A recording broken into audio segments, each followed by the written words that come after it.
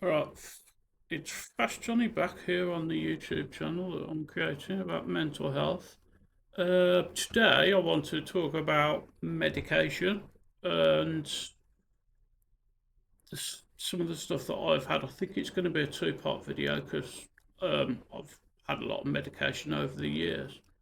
Um, some of it has worked rather well. Others are not the case, but and this one's for everyone. So what I will do is try and take you back 12 years. When I was diagnosed, I was put on citalopram to start with, and it it it's for everyone who doesn't know out there. It doesn't work straight away. It takes about 5 or 6 weeks to really start making any kind of difference to you. But with the citalopram, I went exceptionally the opposite of what I was. And I was hitting the gym quite a bit after like 6 weeks of being on this stuff. First 2 weeks I was saying to my doctor, it's not working, it's not working. Actually, when I first started it, I felt worse for a period of time. Not that long, but it was, yeah, probably 3 or 4 weeks. I felt worse than I did before. But once it kicked in, I started, like I say, going down the gym, working out. It was absolutely, the amount of energy that I had was absolutely insane. I couldn't barely sleep when I was on them. Oh, I'd be getting a few hours a night, and I'd be literally waiting for the gym to open in the morning. I was just lying in bed. I wasn't sleeping at all, basically. It's just like a few hours here and there. Eventually decided I wasn't getting rid of the energy enough. So I took up swimming to do after I'd finished in the gym. Yep. But I was in the gym about 3, 4 hours, maybe, sometimes less. And I'd walk to and from the gym as well, and that's a good 2 miles there, 2 miles back. Basically, spent about 2 hours on a exercise bike in the gym, and then worked on my muscles with the pushing and stuff, and triceps and stuff like that. It still had so much energy, it was untrue. So yeah, went and afterwards did the swimming for a bit, which was alright, I suppose.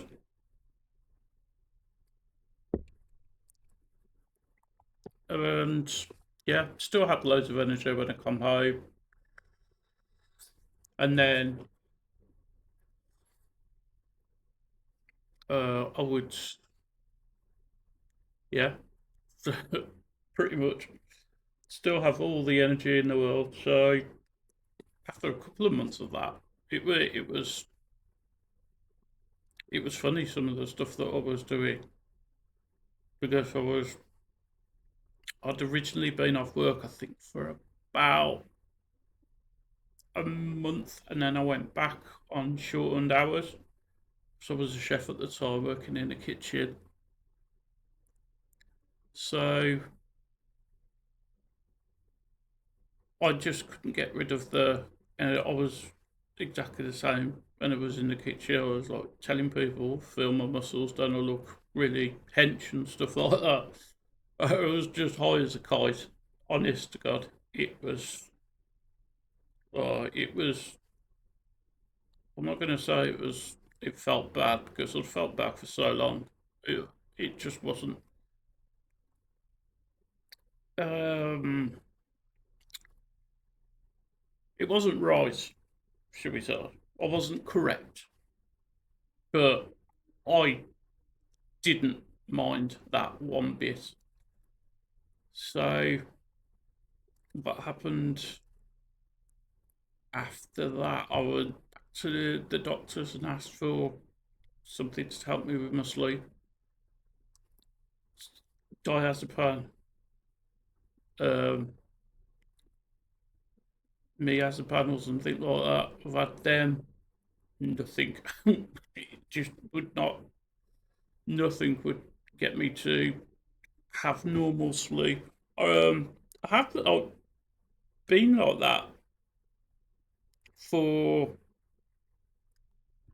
many years, uh, without noticing really anything really wrong. Yeah, I fixed it, and I did it in the most strangest way because I've done it before. Um, I stopped drinking last year. I did it for a whole year, just like a 1 year challenge. And when I was on the citalopram, I wasn't drinking anything for like 9 months, and I was still wide awake at night and stuff like that. This time, when I stopped drinking, I after about 3 months, I just got this random normal, what people would call normal sleep pattern. So I was, yeah, and uh, the year was up about 8 months ago now. And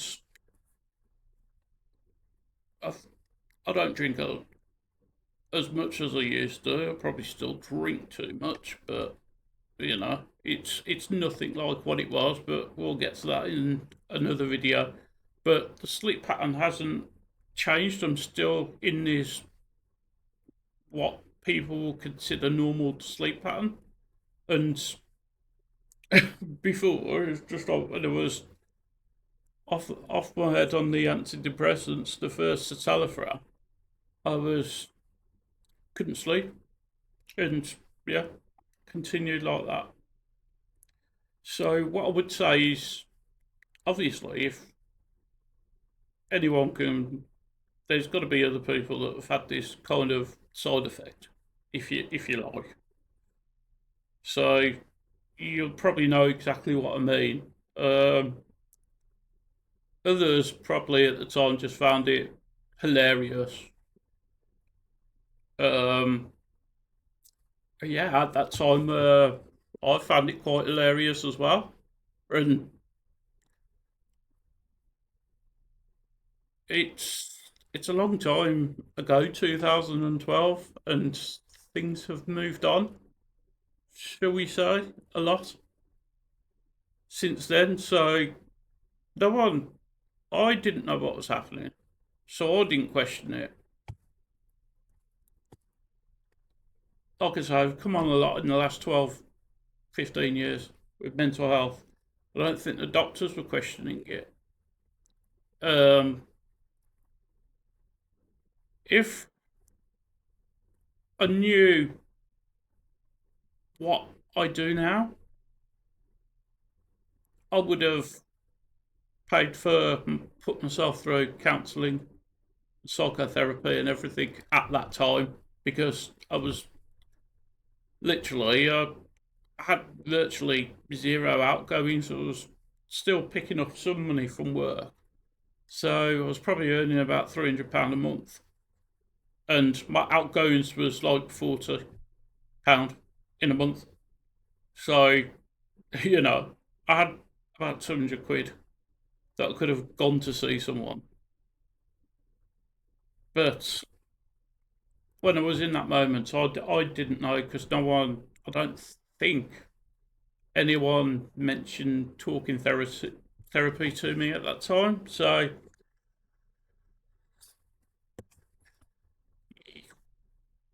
I, it could have been spoken to about, I wouldn't know.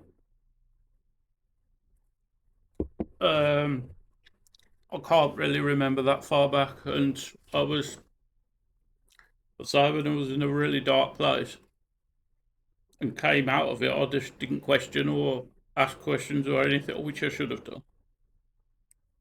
Um, well, lie to you. I was in my 30s. I was a grown man. You know what, mate? I should have said something.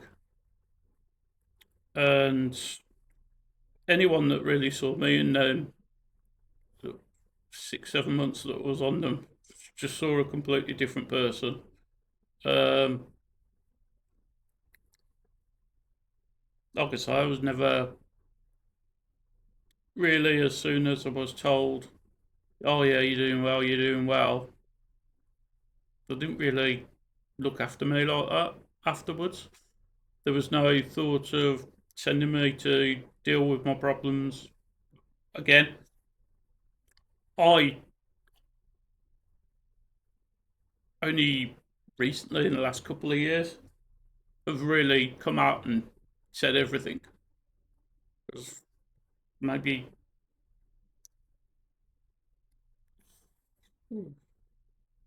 three last 3 years, I've been totally candid with people of what I've been through as a person in life and what has sort of caused me to feel this way. But at the time, I was just completely stunned, and that is I think with it now, it did take me a long time to get to see a therapist, and I believe the waiting this time's probably a lot better now. But you're talking 6 months. But I think if people could treat the problem, and while people are on their hopefully working courses of antidepressants, then that's the way to do it, because you would just get the natural highness of what you're taking, but you'd also deal with your issues um, in life at the same time, which would be a lot smarter than what I did. I don't know, seriously, because I don't know how it works really now, because I'm under mental health professionals and I have been for years. But at that time, I was just under a GP who, well, the first one was all right, but I think she left that for like pregnancy leave or something. And then I got another doctor. I think after about a month of taking this Talafram, maybe a little, maybe 2 months. I'd say 2 months of taking this Talafram. I had this new doctor. She's not going to come out well in this video because, well, like I said, I'm going to tell you the truth. I'm going to be so candid with everyone. Um, I said that I'm fine because the tablets were making me like that, and there wasn't any question after 6 months, and I I was suffering with very severe depression at the time when I first got diagnosed. It was off the charts. So they should have noticed something wouldn't be right after a short period of time, and they should have, again, time, years past, training, research goes into everything. So I'm not criticising what might have been at the time, but it was my sort of decision rather than taking out my hands to try and come off these tablets and see if they worked.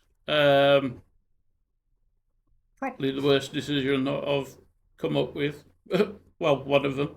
Many. I'm not perfect. I've made a lot of bad choices in life, but this one was probably up there. But I think, and probably today in today's life, would have been taken out of my hands. So after 6 months of being on the citalopram, I was starting to take off them, and oh my god, the first couple of days I was fine, and then but I was told to come off them gradually, have them go once every 2 days, then once every 3 days, once every 4 days. In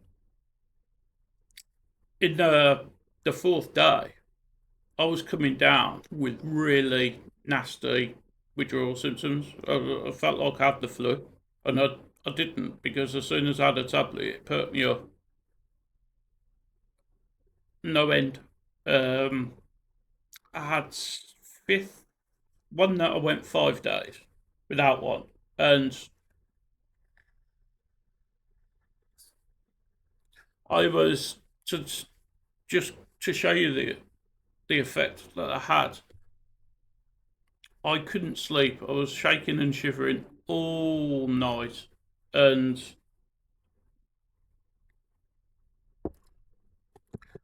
I think it was about 7:30 in the morning. I got up to have a drink, and I was just like, I've got to take a tablet. At 7:30, I've been awake all night. I was not fit to work. I was in work at 12 that afternoon. 7:30, there was no way that I could have even left the house. I took my citalopram tablet, and I went to bed. I made it to work at 11 o'clock, like fresh as a daisy. Nothing wrong with me. And that's when I had the problem with this GP, because I booked an appointment straight away. I said, look, this isn't going very well because I'm feeling so ill. It was, you'd probably say, more your body gets used to it rather than you're addicted to the tablet, if that makes sense. Because I don't think addiction's a good enough word, because I quit smoking years ago, and I still have the occasional cigarette, and that's because I'm absolutely gagging and I'm still addicted to smoking. With the tablet, you sort of know why you will. You know why you're not feeling the best. You know exactly why, but it doesn't really exactly make you run to the box and say, oh, I'm just going to continue on with my normal dose from now until ever. But anyway, long story short, I went to the GP and told her about these symptoms. Her words, honest to God, like I say, this is a truthful channel. She turned around and said, well, you should just book 2 weeks holiday off work and just accept that you're going to feel like crap for all of them. That that was the help that I got. This is 2012, in the Stone Age. Funnily enough, I haven't seen that doctor at the surgery again.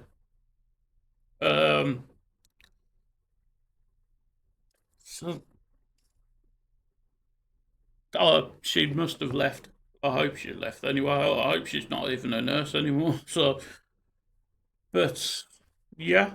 And what happened after was I got something. Apparently, it was increased anxiety. It was like electric shock syndrome. My body was trying to jump out my skin. If that doesn't sound really weird. And that took absolutely months to go. Probably about 4 months. And it went really subtle, if you know what I mean.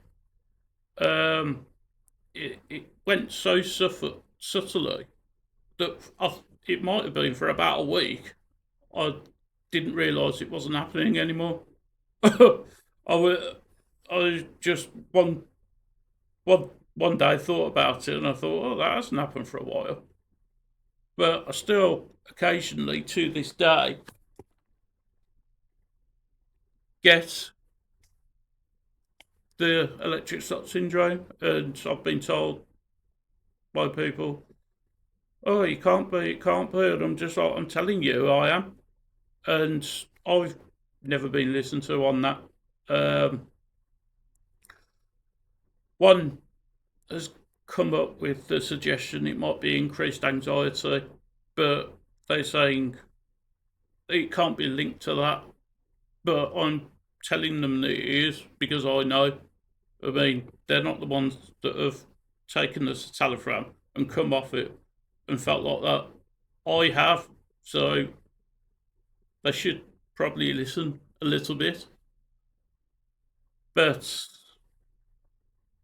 yeah, and so I've come off the citalopram. I'm looking at how long I've been on here, and everything was fine for about 4 or 5 months. Not perfect, but it it was all right. I was fine, and I hit a massive downward spiral because something must have happened. Uh, can't really remember what, but something must have triggered the depression and anxiety again. And they thought, oh, we'll put him back on the citalopram. It didn't work the second time at all. There is a word for it. It's I've been told it many times, but I can't remember what the word is. It's actually for a medical term. It's not a big word, but I just can't remember what it is. Just they the I've best thing I remember it being said is, yeah, that happens sometimes, and there's no logical reason why, but it does. So the second time that Talipram didn't work at all, and I've been told, ooh,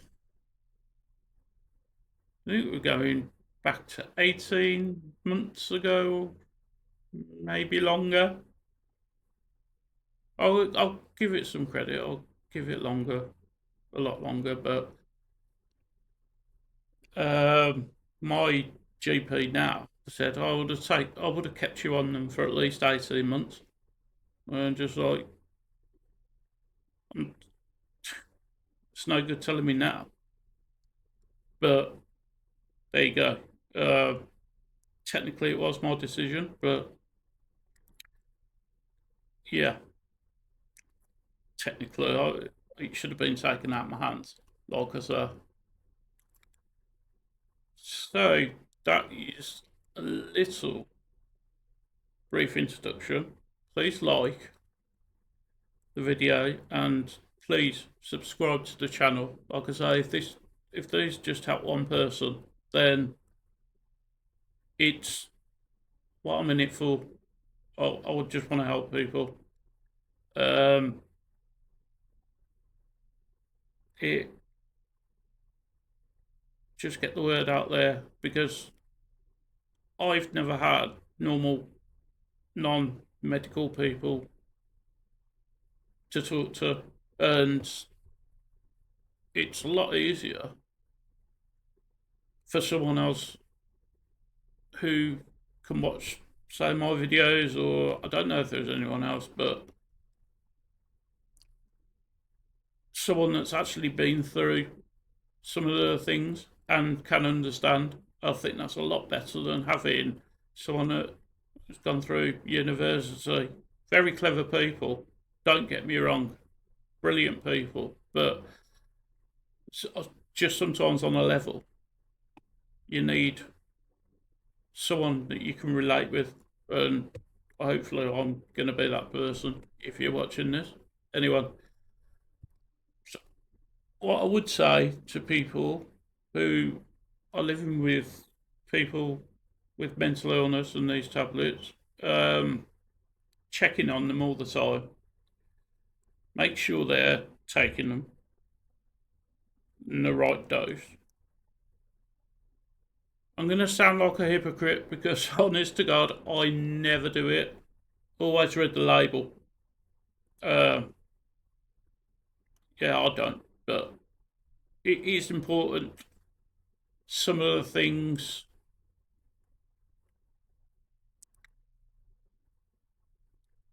it is there for a reason. As just look at the side effects of things, but I don't read that. If I look at the label now, I'll look at the side effects and see what could happen. But I won't. I'm terrible. Yeah, I'll just give it a quick glance. I could say, yeah, I've got glaucoma, which I have, but yeah, that's not the reason that I don't read the leaflet. It's not that I can't see it or anything. It's just that I'm just lazy and can't be bothered. But I think even if you don't want to read it, and you've got family, that your medication, give it to your family to read. That's what I've done that to my mom. I've yeah, let her read, see what happens, if you know what I mean. Like I say, I have been on a few different types of medication, and while I want to get the content out there, I can't do it all in one video because there's different things that I want to say, and I want to kind of break it down as best I can. So that's why this video is a bit longer than my usual ones, because it's important. Medication is very important. Basically, I need it to survive. So that's the way I look at it. What I will do is I'll leave it there for today. Any comments, just leave the comments. I'll try and answer as much as I can and try my best to get back to you. But yeah, I'll leave it there. You all look after yourselves and look after each other. And Fast Johnny, we'll see you in the next video. Thank you. Alright, Fast Johnny back here for another one. Just going to talk to you about the list of my medications that I've had. This is the second part. Just basically where we picked up the last one, where the citalopram didn't work for when I had it the second time, and I was put on sertraline. That also did very nothing for me, really, which is a shame because I knew other people that had been on it and they all said it was quite good. But so I was a bit gutted that it didn't do anything for me. But I think I was in a really bad place at the time. So my condition was actually getting a lot worse over I think I was on it for about 8 months, 8 months maybe, a year. And I was getting worse and worse and worse. So it ended up it's the night of Frotch Groves 2. I took an overdose with it and I ended up in hospital for the night. It was a horrible night, and then I was told to come back off it, and I don't think it was the medication. It was just a case of me getting worse. The medication did not make me do that. It just wasn't helping at the time. So, yeah, it sent me back a little bit. Well, quite a lot. But when I came off it, I seemed to have a bit of a better time of things as soon as I come off it. So there was a short period of time, so about 3 to 4 months, waiting to get seen by mental health professionals. I was already on the list, but I was kept on getting passed from pillar to post with them. So when I got seen by the mental health professionals, they put me on venlafaxine, and for a while again it seemed to work a little bit, and I was okay, and I had another breakdown, which was a tough one. It was the worst one that I had. I spent 9 days in hospital because of an overdose and self-harm as well. I ended up having a seizure in the hospital, which is a good place to have one, I suppose. But then I was sent to the Hope Centre, and I was under Northcroft. I went to Northcroft, and they gave me metazapine on top of the venlafaxine, and that worked a treat. It's what I currently take now, which is, I'm not perfect, and I do really get bad times. It's not like stop the self-harm really, but I do it a lot less. So it seems them 2 tablets are suited for me more, shall we say. And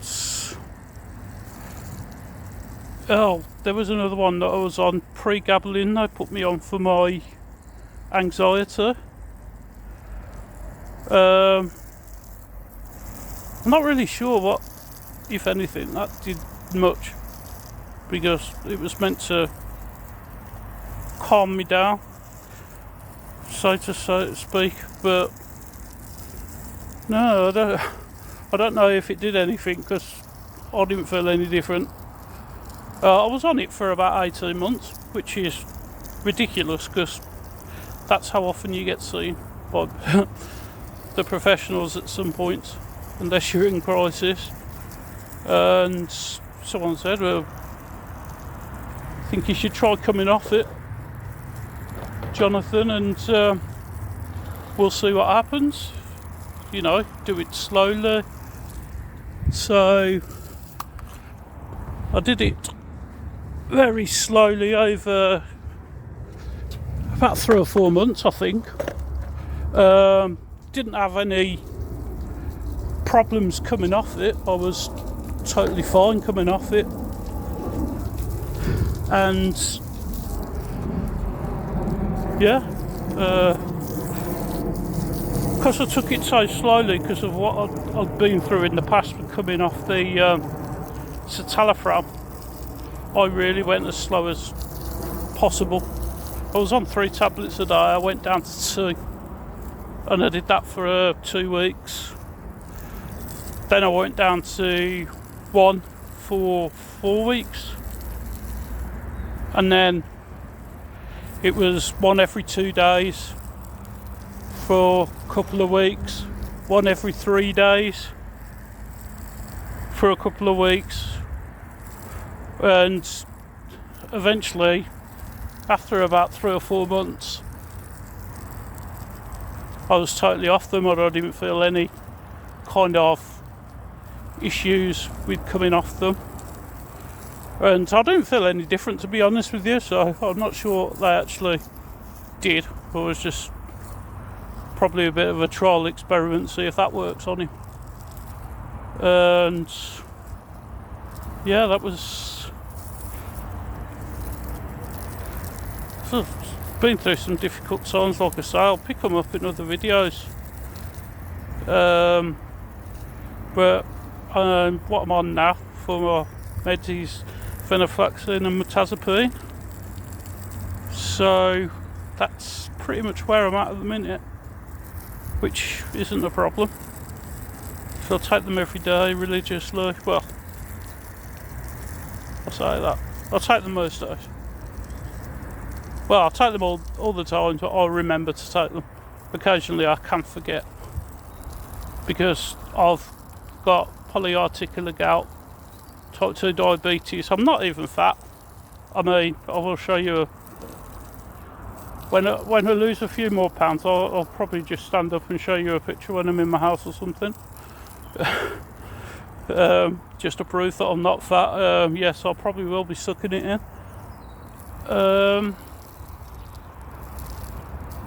Yeah, so that's where I'm at the medication at the minute.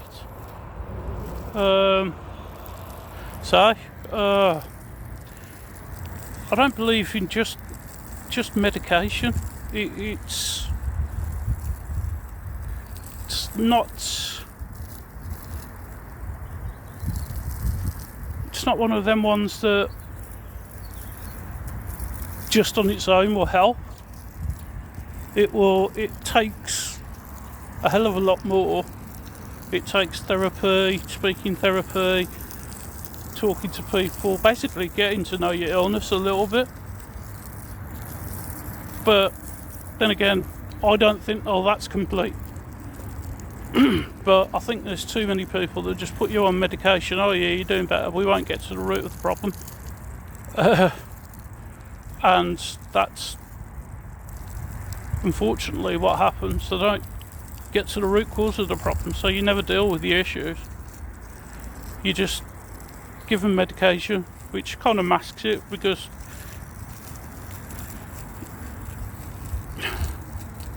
it's hard to say, but if you need medication for your mental illness, somewhere there's something that's gone wrong that is in you, which is what I found. The best bit of advice I actually gave myself is, I actually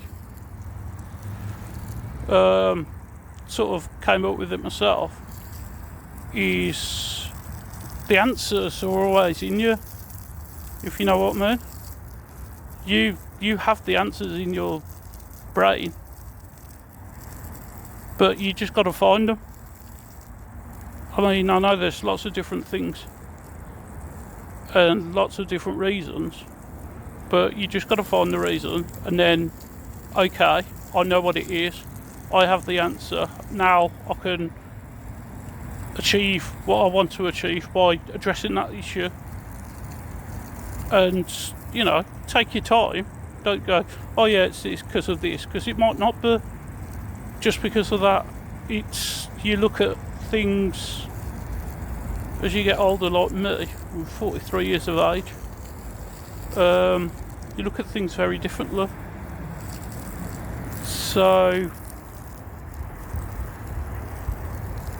it's a difficult one to turn around and say, yeah, I know that straight away, but there might be something else that you possibly don't know. I'm not having a wee, by the way. I'm watering some grass. Yeah, so you need to find what's wrong with you and then deal with them problems one by one. Don't try and deal with them all at once, because obviously you get them all at once with your mental illness, but if you deal with it, you just won't deal with them all at once. You just got to take it steps at a time. Do it at your pace, not someone else's pace.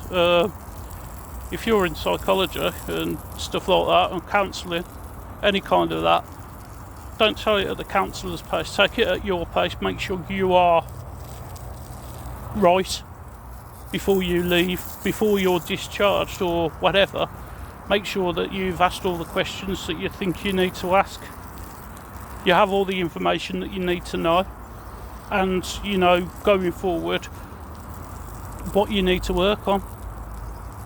Like I say, when I first got diagnosed, this stuff really wasn't about, and I still think they're occasionally, many ways, still trying to find their way, shall we say, and come up with new ideas. They'll probably do that a lot. Like I say, leaps and bounds since I've been diagnosed, but there is still a very, very long way to go. So yeah, that was just part 2 of the medication. I'm not sure when this video is going to come out. I think it's going to be today, which is Friday. And what I'm looking to do next time is I'm going to talk about Lincoln Park, and more specifically Chester Bennington, and offer my honest opinions on that. And because obviously, I mean, didn't know him personally, but we shared quite a few painful experiences, and I will offer my just honest opinion on what happened, and also obviously the band's got back together. I'll give you my thoughts on that as going forward. So I'll cut that one now. So I will call that the day, and I will see you at the next one. Fast Johnny out.